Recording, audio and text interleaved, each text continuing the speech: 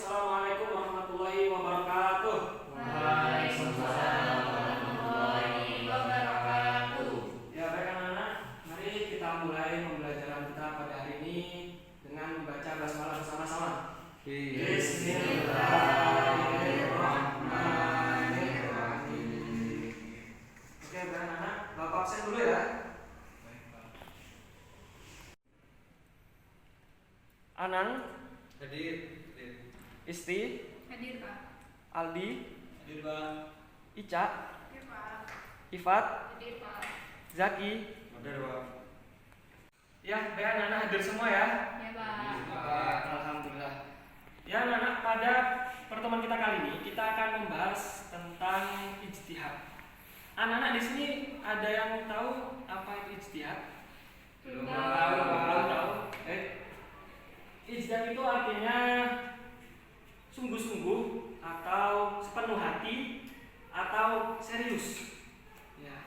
Kalau menurut istilah ijtihad itu adalah mencurahkan segala tenaga atau pikiran dengan sungguh-sungguh untuk menetapkan sebuah hukum. Apa dasar hukum berijtihad itu?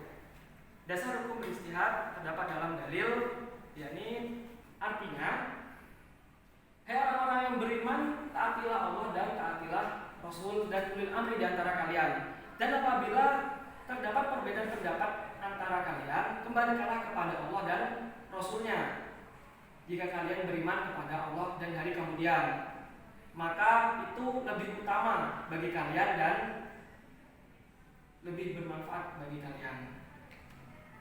Nah, anak-anak sekalian, kita sekarang akan mengetahui tentang hukum-hukum berijtihad. Hukum-hukum berijtihad itu ada 4.